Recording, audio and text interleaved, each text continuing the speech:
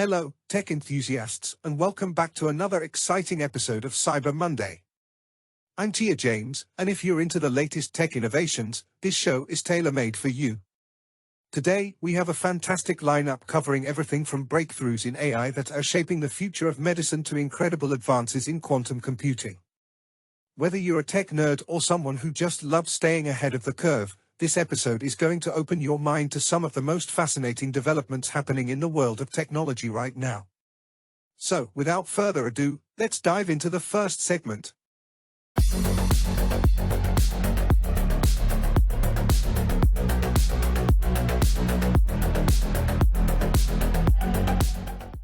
Right, in today's tech review, we're taking a closer look at an innovation that has been a major talking point in the tech community: quantum computing.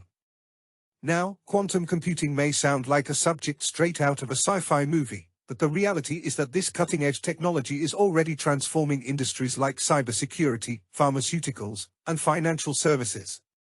So, what exactly is quantum computing, and why is it such a game-changer? Unlike classical computers that use bits as their smallest units of data, those ones and zeros you've probably heard about, quantum computers use something called qubits.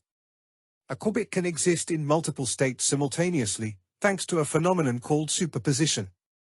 This means quantum computers can process a huge amount of data at once, solving problems that would take classical computers millions of years to crack.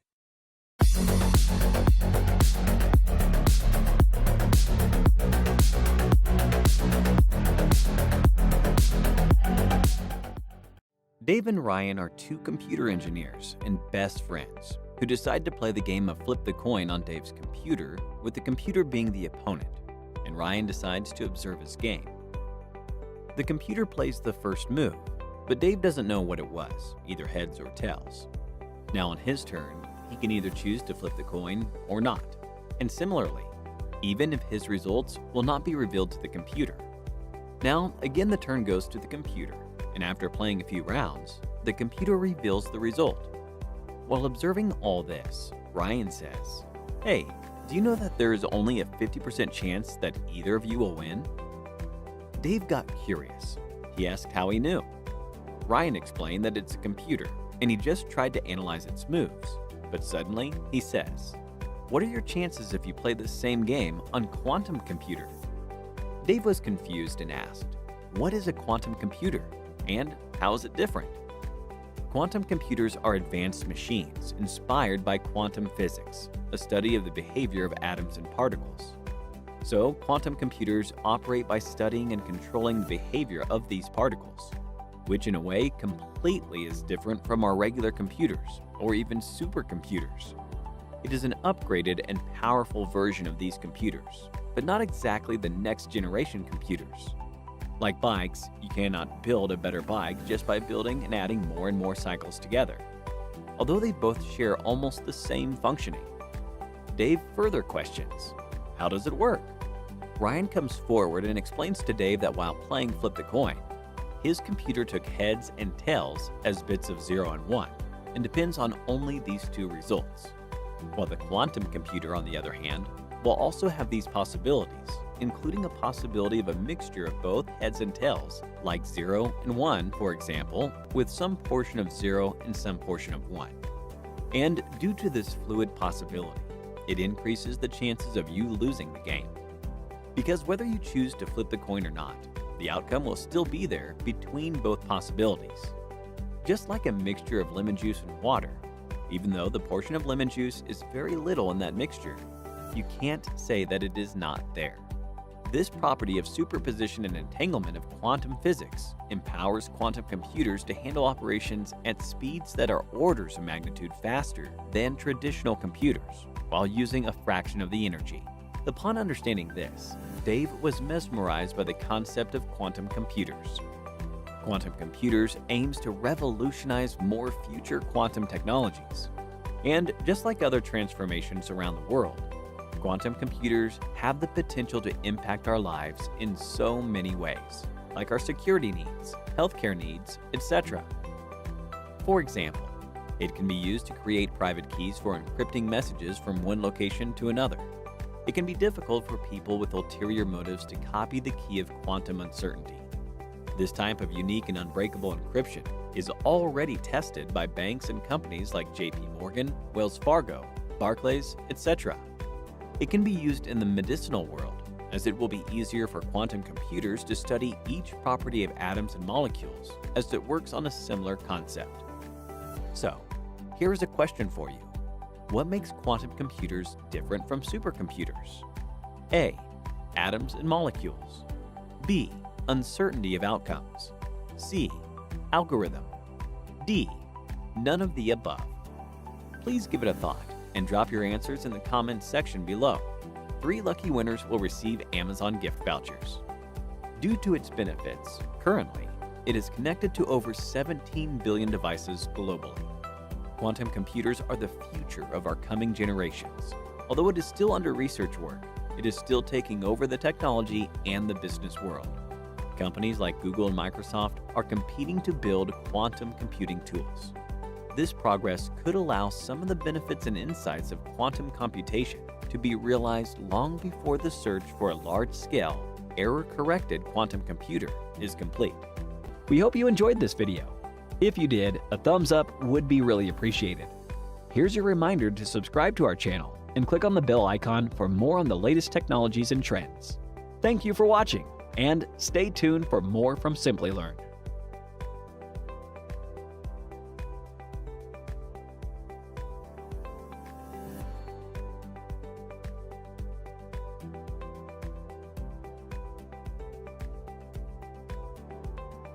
That's some mind-blowing tech, right? This could completely revolutionize industries, from cryptography, where quantum computers could break today's encryption systems in seconds, to chemistry, where they might help us discover new materials or medicines. And the best part is that companies like IBM are making quantum computing more accessible, bringing this once futuristic technology into the present.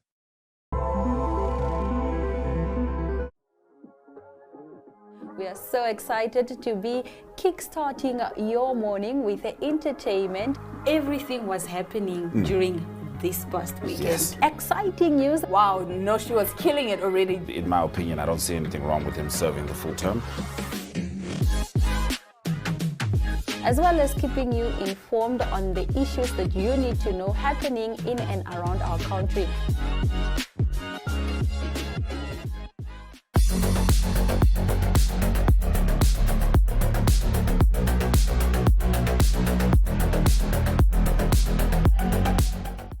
Next up, in Bites of Brilliance, we're diving into an AI development that's literally saving lives.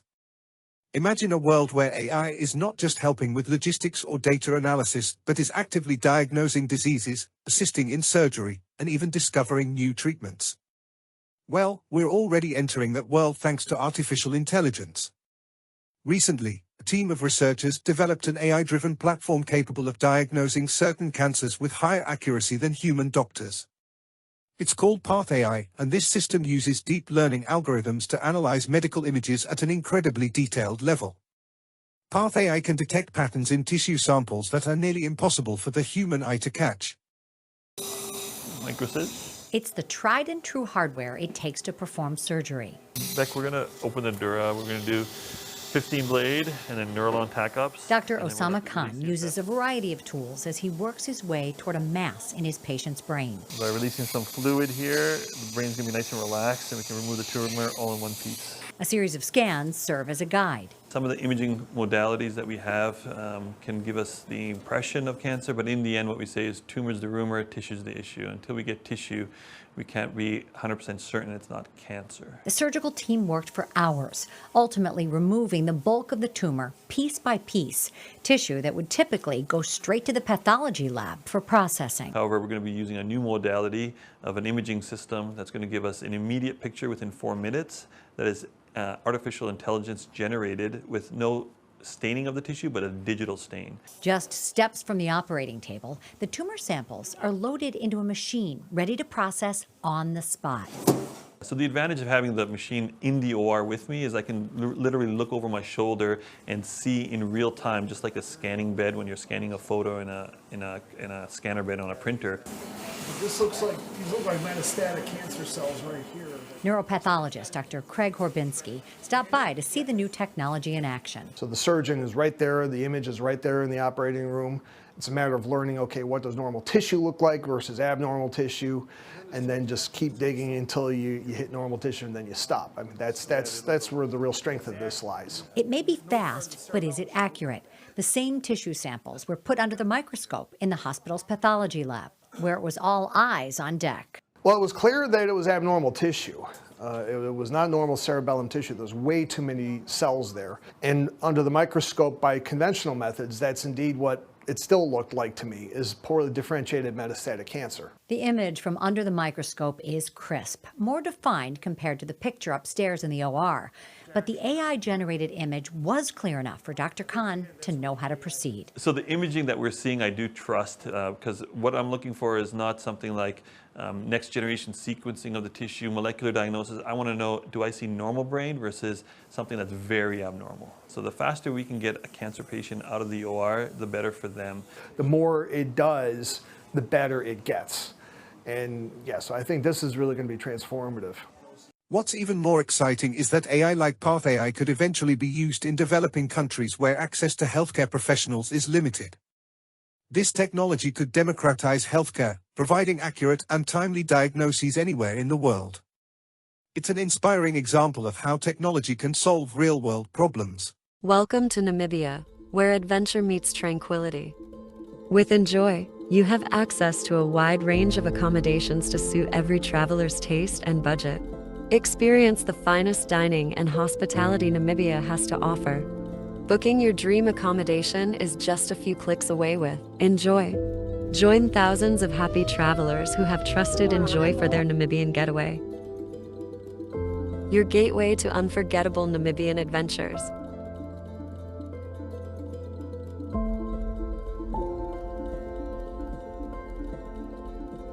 Visit us today at enjoy.my.na.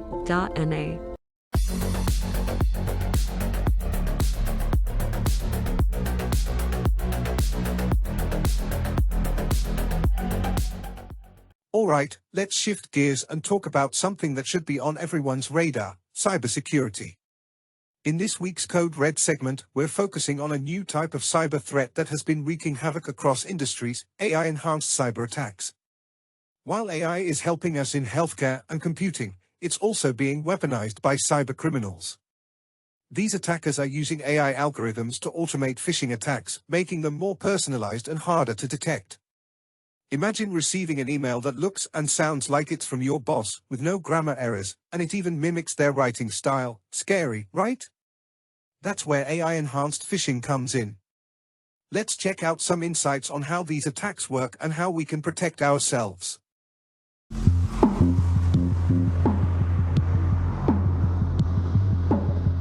Hackers from China, Russia, and other nations have been using artificial intelligence systems to help create their cyber attacks. That's according to new research Wednesday from OpenAI and its partner Microsoft. OpenAI, which created ChatGPT, says it has since shut down hackers' access to the technology in question.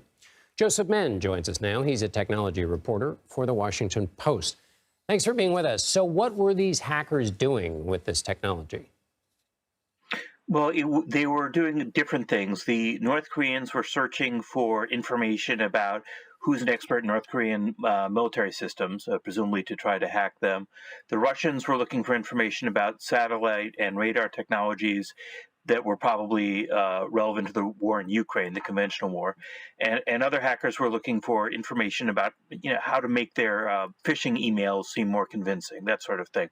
It wasn't anything brilliant. It was kind of an extension of capabilities that hackers would ordinarily use.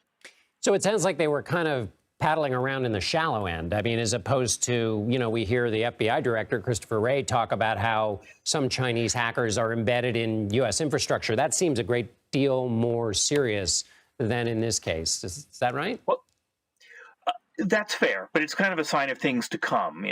AI is developing very rapidly, and the bad guys are right there. AI is sort of an accelerant for both the aggressive side of security and the defensive side. And right now, the offense has a temporary advantage. The question is whether the defense can use AI to catch up as well. And Joseph, let me ask you about this. There's obviously anything that Microsoft is involved in is going to have some security. They're going to be on the watch. But not all AI systems have a big company like that that has, corporate culture behind it. Can you help people understand the kind of access to AI that hackers could have where it would be kind of just much more powerful what they could do if they got AI technology that didn't come from a major company like Microsoft or OpenAI? Well, what's interesting is that some of this is open source, right? So there are lots of alternatives. There's very good AI that is not driven by giant companies, and that will probably continue to develop one way or another, either by a bunch of smaller companies banding together or nation states. Because if Russia or China feel like they're getting edged out of AI entirely, they're going to build their own systems, have their own sort of national champions, and then whatever friendly bad guys they have will be using that, just the way U.S. hackers will be using our systems. Open source, that is the expression I was fumbling around for there. Joseph Menn with the Washington Post. Thank you for that and for your analysis. We appreciate it.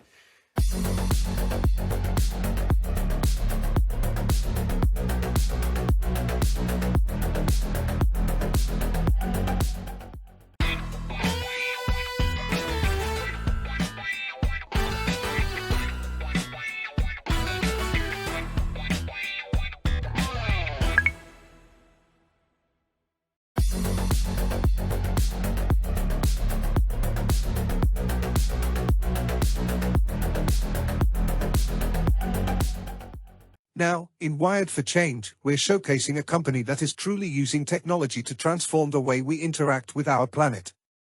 You've probably heard of Tesla's electric cars, but did you know that they are also revolutionizing the solar energy market with something called the Tesla Solar Roof? The solar roof doesn't just generate power, it's designed to be aesthetically pleasing while capturing sunlight and turning it into usable energy for your home. Each shingle on the roof contains solar cells, seamlessly blending into the architecture of the building. But what makes this tech special isn't just how it looks, it's how it works in conjunction with Tesla's Powerwall, a home battery system that stores energy for when you need it most. So a normal house is connected to the electrical grid, and whenever something in the house, whether it's a light bulb or a computer or an appliance, calls for electricity, it pulls from the grid and spins up a meter on the side of the house that tallies how much you've pulled. Then at the end of the month, you get billed for how much electricity you've used. Great.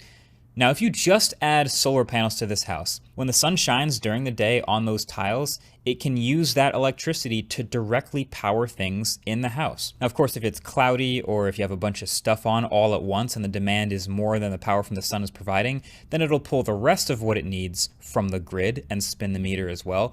But most importantly, as soon as the sun goes down, the electricity generated goes to zero. And it just so happens that most people come home from work as the sun is going down, and that's when they turn on all the lights and do the laundry and charge the car, etc. So you're still going to be pulling from the grid for most stuff. Now, that's actually fine for most people, because if the goal, which a lot of people's goal is to have a $0 electricity bill, then this can actually be accomplished, because the power company will hopefully, depending on where you live, but ideally be running something called net metering. So what this means is when the sun shines on the roof and excess electricity is being generated because nobody's home, the house actually spins the electrical meter backwards as it sends extra electricity back to the grid. Then when the sun goes down and you get home and use a bunch of electricity from the grid, the meter spins back forwards. And so ideally the total usage is zero, net zero. That's how you end up with the $0 electricity bill, which is super cool. But what if you want to sort of graduate to the next level of sustainability? What if you want to be completely independent of the grid, totally off the grid?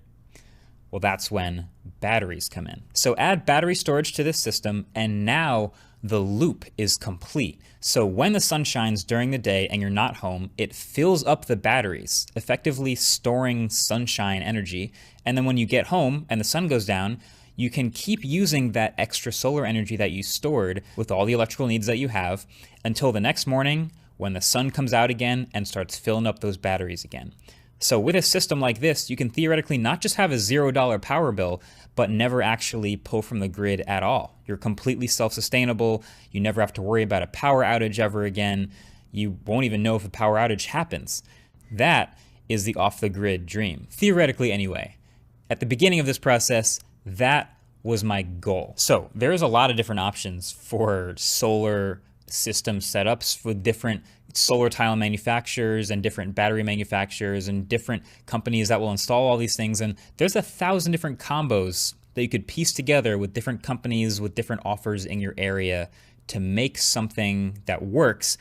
I kind of went with kind of a crazy but also a made sense solution, which is just one company for everything, which would be Tesla. So it is a Tesla solar roof, Tesla power walls for batteries, and then the Tesla app to monitor and control everything. And really the main reason I went this route was for simplicity and integration. I paid a price premium for this. This was not the cheapest option. You can spec a much cheaper combo of solar panels and batteries and things like that.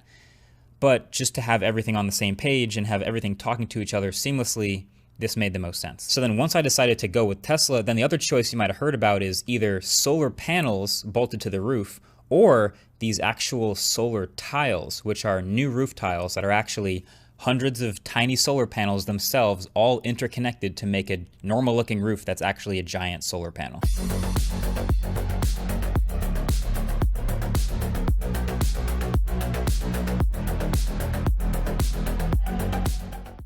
To wrap up the show, it's time for our light-hearted tech tickle. Have you ever seen AI-generated memes? Yes, even humor is getting the AI treatment these days.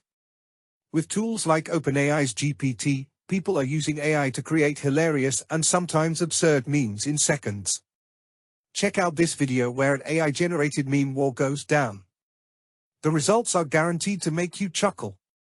Hello everybody, welcome back to another AI video. In this one, I want to talk to you about memes. That's right, there is a new AI meme generator.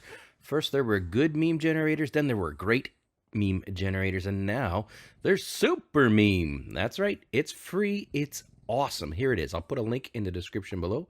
Supermeme.ai. When you click on login, you'll see this screen here. So here we are. Why is it so cool? Because it has text to meme. It has themes and you can do searches, which are great, but the AI component is right here. If you click on this text to meme, you can now just go ahead and type in whatever the heck you want to say or put on your meme. For example, I ate 3 pieces of cake, no regrets. That's it. I'm going to put something like that down there just for fun. I hit generate, and here's what it's going to do. It's going to find all of the potential memes that you could possibly want. And you can just click on it and download. It's one click download. Also, if you don't like it or you need to make any changes to it, for example, like when you're happy with your cake eating decision, okay, these are pretty good. But look at this. There's just buckets and tons of these. And again, they just go on for days. So, you know, you'd pick one that you like. I like this one with the cat and the unicorn. All right, good enough. And it's not just straight up, you know, what exactly you typed in. The AI actually thinks for you. So instead of just saying what you wrote, it'll actually say when you eat cake and have no regrets, or when you're happy with your cake eating decision. This isn't just straight up type it in. It'll actually do some thinking for you. Ate 3 pieces of cake, no regrets. So if I wanted to edit this, easy. Watch this. I'm just going to click on this here. I'm going to go ahead and click edit right here, and then it ate 3 pieces of cake. I'm going to go ahead and delete that cake part. Here we go, no regrets. So that'll be the first line. This second line will be no regrets. First line is ate 3 pieces of cake. There we go. Now I'm just going to save it, and let's see what we got. This is it. Ate 3 pieces of cake, no regrets. Click out, no problem. You want it? Just click download. It's yours. Save it if you want to. Copy it. This is awesome, and it is free. You get 20 credits, but if you run out, you can just reload for free right now. It's just use them as many as you want. It's all good, guys. Thanks for watching.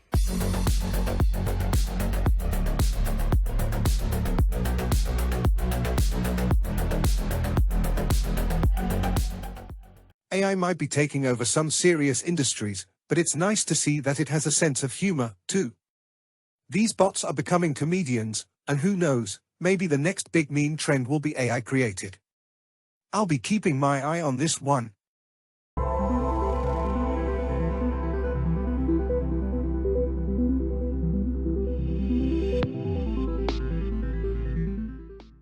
That's a wrap for today's episode of Cyber Monday. We covered some incredible tech advancements, from quantum computing and AI in healthcare to cybersecurity and clean energy.